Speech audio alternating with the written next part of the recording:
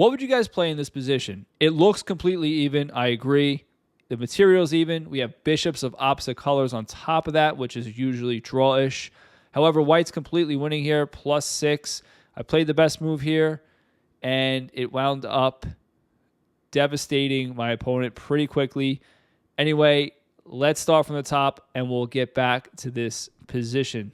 So, anyway, the game starts off with a typical king-pawn opening. Here I just castle. My opponent doubles up my pawns, which is no big deal. It's not bad at all, actually. My pawns are still connected to each other. They're still good. I just develop my rook, develop both my rooks. Both my rooks are on open files. That's where you want to have them. My opponent, I try to preserve my bishop here because I don't want to give away my bishop for knight. This bishop's very strong in this game, but I can't hold on to it. Like, for instance, if I come here, we have f5, and I completely lose the bishop outright. So I got to go back to b3. He winds up getting the knight for bishop, so that's like a small win for him. My opponent's a 1650 player, as you can see, but he played very well here. He actually put up a pretty good fight. I played d4, expanding the center. I guess if he takes, obviously, I'm just going to win material, so he can't take. So for that reason, he did not take, and he put his best foot forward. See that? Literally, put his pawn forward. So he played e4 here. I move my knight away and attack. He defends with the bishop, which is a very good idea because here else he would lose the pawn. But now I use this pivot square as a pivot square to go to c4. I'm threatening to get that bishop again. Again, black wants to preserve the bishop pair. It's an advantage, so he's going to preserve that. Black's a decent player. Now I put my bishop on this diagonal. Now I just kind of control more squares over here. Black wants to kick me out, which is fine. I go back here, attack the bishop, and stop this pawn from encroaching any further. So my knights in general are very good at acting as blockaders, and at the same time they can attack as they're blockading something. So the bishop moves back to g6, and I bring my last piece into the game. And again, there's no coincidence. It's in the center of the board. It's behind this pawn. I'm going to open up the game, and my rook is going to be behind my pawn. Okay, black probably, he's getting his queen into the game, no doubt. He might be trying to do stuff like this, check and checkmate. I'm not going to fall for that, at least not in a slow game. In a blitz game or a bullet game, who knows? You can get me in anything, but it's not going to work today. I play d5, which is best. And again, if he pushes, I just keep on pushing this pawn up the board. And this pawn is an absolute beast and has to be reckoned with.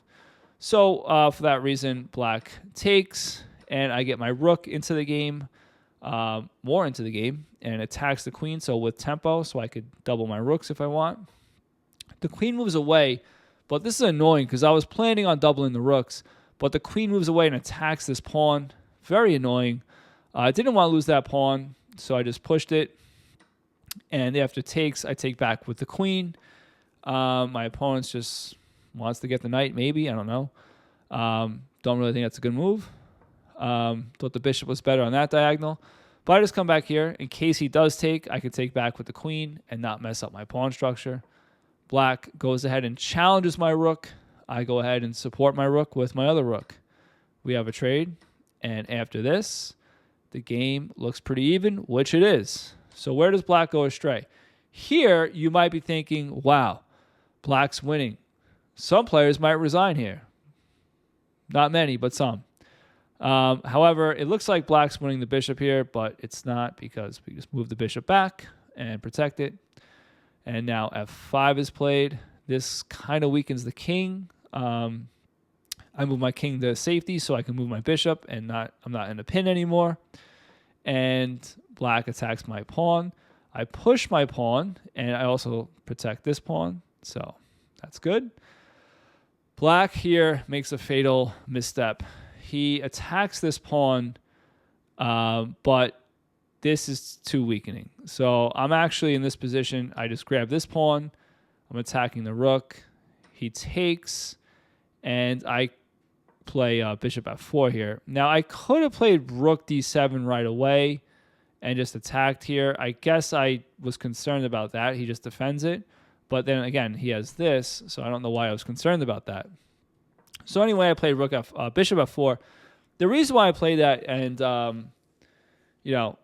is because of like experience, basically. So if I have an open diagonal to this king, I always want to control that diagonal and defend it. So there's no like annoying checks in the future. That could be very important. Also, the bishop is off the back rank again, and it's as a bonus, it's attacking the rook. So I would probably play bishop f4 again if I had to. All right, so we have rook b7. This allows me to just come back around into the game.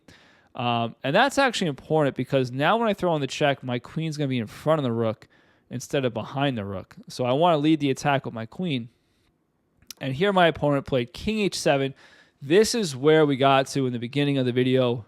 We come back full circle to this position. And before I go on, I just want you guys to know, if you like this content, please make sure you hit that subscribe button.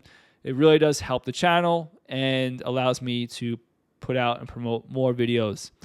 Anyway, let's get back into it. What would you guys play here? It looks like an even game. We have even material, bishops of opposite colors, very drawish, but white is completely winning, +5 or 6 here. And here I played the best move, and I'll give you a hint. It has to do with the theme of the video, the title of the video. I played rook d8. The point of rook d8 is, well, first of all, we want to checkmate the king.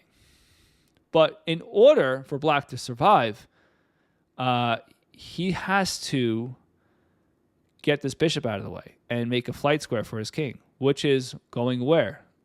Up the board. So that's my whole strategy, is to push the king up the board here. And when the king is vulnerable, it doesn't really matter what material is. I mean, to a certain extent. But the fact that we're even material, if his king's up his king is not safe and mine is, it's completely one endgame, completely one chess game. My opponent comes here to make a flight square, but it's a little too early. He probably should have waited a moment because now I have check winning the pawn. So he probably should have made it like a waiting move or something like that. Then when I waited for me to come here, then play bishop f7 because I don't have this, right? So if I get thrown a check, he comes here, and I'm still going to attack him like crazy, but he probably could have played one more patient move. I took the pawn here, queen f5. He comes back here. Now I just come back, threaten checkmate. He's got to move the bishop again. Again, the flight square that he has to create is towards us. It's up the board. So I take that my advantage. I think it'd be a mistake putting the queen in the corner. A lot of players would do that, but now it's hard to get my queen back into the game. So there's no need to put it into the corner. This does the same thing. It forces the king up here, and my queen can still come back in the game and check the king. The king comes up. I throw in another check. King f5. And again, the idea is we don't want to be too concerned about material. We want to bring the king towards us so he has no defenses and just kind of swarm him with our army and checkmate him. So I'm not concerned about the bishop because I don't need all this material to checkmate the king. A queen and rook is more than enough. As long as the king has no safety, that's all you need, right? So I just take this opportunity to check the king again, force him to take my bishop. It's the only way he can get out of the checkmate, out of check. He comes up here. I throw in another check. Now the king comes to f3, only move again. And here I played queen f5 check. The king has to come to e2. And here I actually took the bishop and figured that was, how could you go wrong? Now it's like completely even material again. I'm actually up material. And the king's over here. The reason why that's not accurate is because he can block with queen f3 and pretty much stop me in my tracks. So the best move, actually, and what I was looking at, but I didn't have too much time, as you can see, is this check. And then after this, just rook e6. You're threatening checkmate here and here. Let's say he just tries to defend this checkmate. Now we have checkmate here. The king cannot come here because of the rook. So that would be GG right away. Anyway, I took here. He did not find this move. He came here. I threw in a check, and my opponent had to go to e3 at this point and then got checkmated. Well, there you have it. Always look for ways where you want to just not only attack the king, but if you can move the king further up the board and ruin your opponent's king safety, that is going to win you a lot of chess games. Anyway, if you like that video, check out this one. I'll catch you guys next time. Go play some chess.